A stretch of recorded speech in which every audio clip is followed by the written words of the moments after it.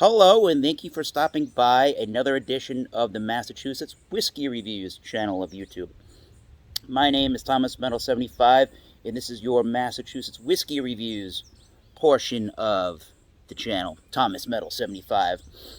And today is Memorial Day 2023 here in the United States of America, a day where we take a federal holiday off of work and remember all of the service members from our armed forces that have sacrificed their life and their time to defend this country. Cheers, we will not forget. Join or die. All right, so I figured over here, here's a good bottle we'll talk about. Hopefully a good bottle. When I saw it at the liquor store, I think it was Saturday, but wow, I was kind of floored that there was this one bottle sitting all by itself, not doing anything, and nobody was trying to fight me for it. So I grabbed it as quick as I could and got out of that liquor store. All right, this is one of those rare finds, one of them Buffalo Trace products that comes in this nice tube. This is the Colonel E.H. Taylor Small Batch, bottled in bond.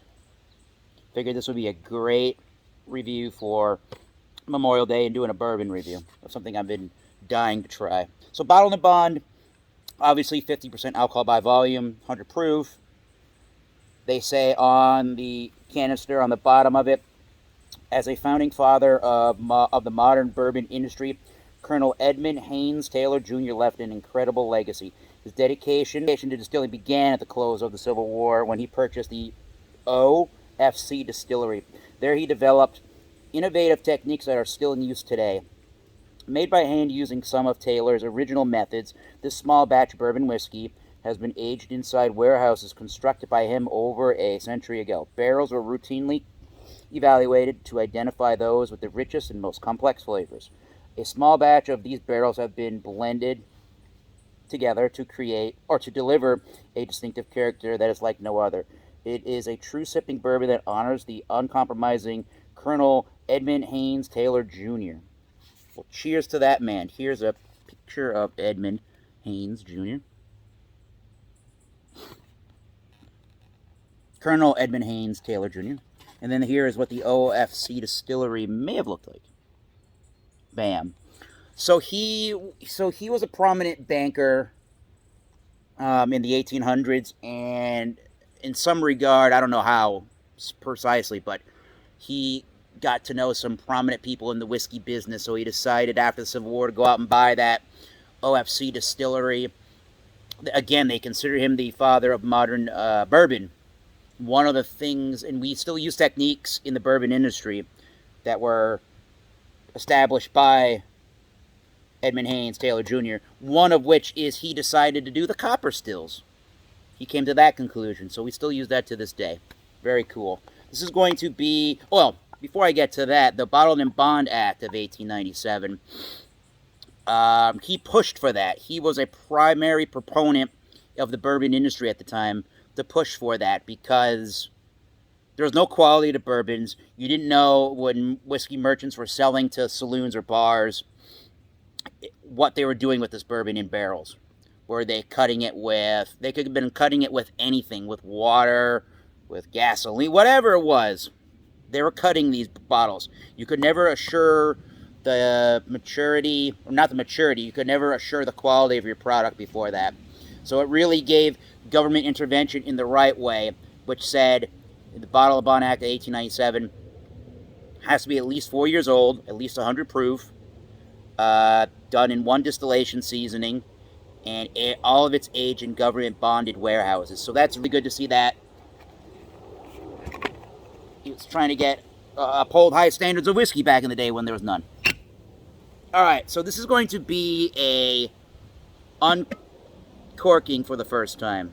We're going to break the seal, uncork it, try a little bit of water with it, start without any water, and see what we think about the initial uncorking. Nice, again, nice tube, and it's got on the back of it, yeah, just take a little pause and read that. Bam, that's cool. All right, here is the bottle, which looks almost identical to the tube. All right. And this is Buffalo Trace, if anybody didn't know. And I was floored when I found this for $49.99. There are places that Drizzly wants to sell it to you for $89.99 if you can find it. And I've seen a lot of places that are on wine-searcher.com that are well over the $50 mark, well over $100 of mark, well over $80 of mark. And this should typically, in a non-confrontational bourbon market, I suppose, in non-hyped bourbon central markets, this would be around 40. So 50 was a good deal. All right, let's see if I can get this bottle cracking, shall we? All right, cork pop. Very minimal cork pop on that. We'll have to work on the plastic later. All right, initial pour into my the Industrious Spirits Company glass from the distillery in Providence, Rhode Island. All right.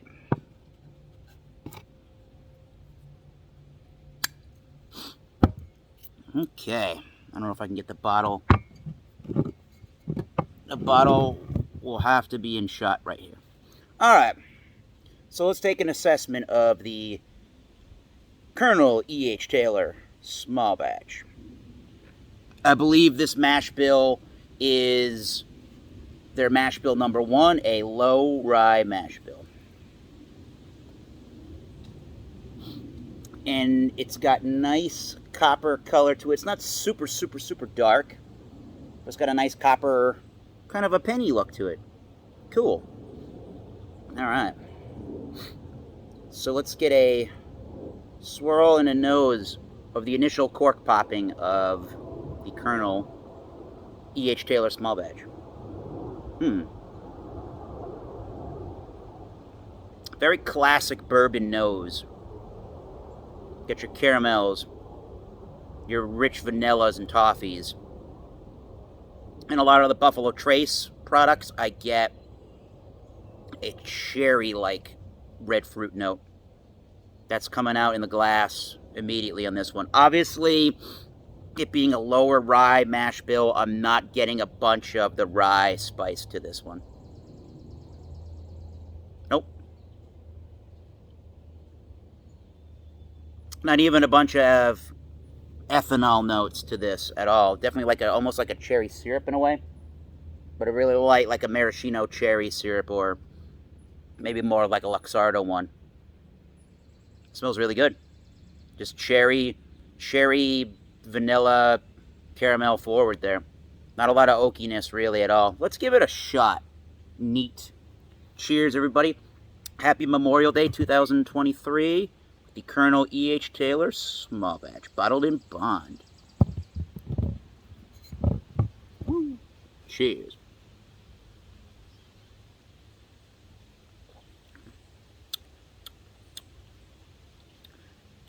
Nice cherry forward note already.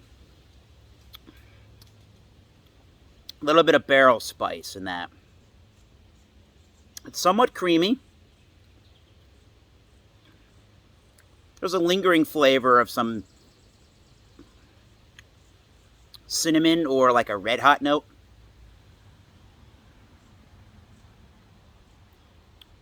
Yeah, cinnamon, red hot. In the finish, sweet overall in its complexion, in its taste profile. Light vanillas and caramels. More of that cinnamon, red hot sweetness is coming out there.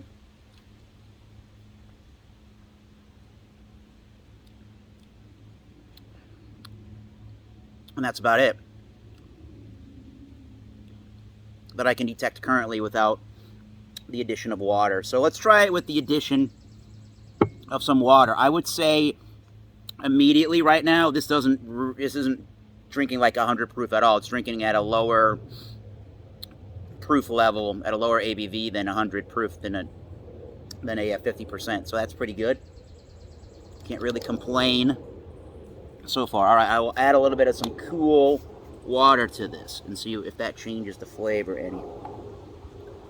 All right, just a little bit of some cool ice water.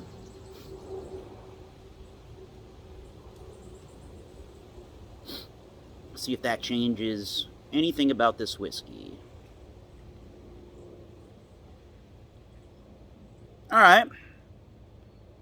So way more vanilla and cinnamon sugar is coming out with the water addition. That's pretty nice. Cinnamon sugar, vanillas are coming out. More of like a the top of a cinnamon roll kind of a nose, for me at least. I still get the cherry note.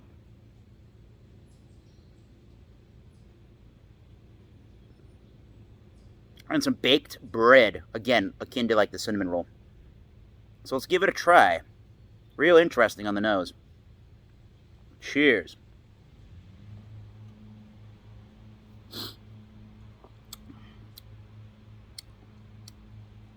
Ooh, a lot more of that. It doesn't have like a burning kind of a spice, but way more of the red hots of the cinnamon flavor comes out with the water addition. Definitely is coming out bigger in this glass with the water addition. There's a touch of a bitterness to me, of an astringency, not too bad at this point.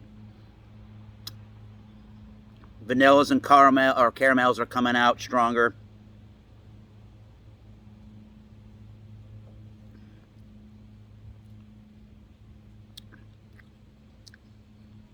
It's just it comes off sweeter even with the water addition. So, anything else to tell you about this?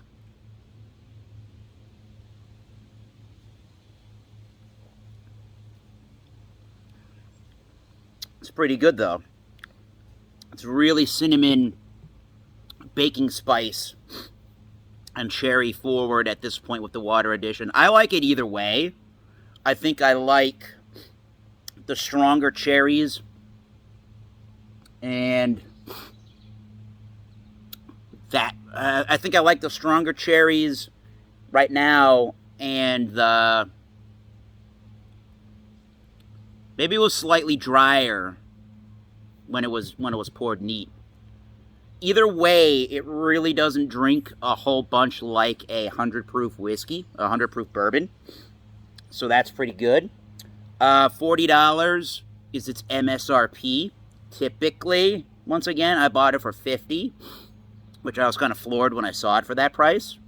So, I mean, it's not the most complex thing under the sun, probably not, but there are really good, strong, discernible flavors here that I really like. And that mash bill one, that Buffalo Trace cherry dark fruit note, a lot of people really like, and that's why they're clamoring for Buffalo Trace stuff. That's what I really like here. This is really good. Not a lot of spice in your life, but more of a cinnamon spice. Not a lot of clovey notes. Not a lot of eucalyptus or minty peppercorn kind of spice notes that you get from rye. But you get the cinnamon, red hot, that style of spice. So I'll give this a 94. I think this is one of the better. I do really think this is one of the better, more well-rounded bourbon whiskeys that I've had. And if I could find this again at 50, this is a buy for me all day long if you can, but I probably will never see it again for that price. So anyways, this has been a very long edition of the Massachusetts Whiskey Review, reviewing the Colonel E.H. Taylor Small Batch. Until next time, keep tasting those great whiskeys. Cheers. We'll see you soon.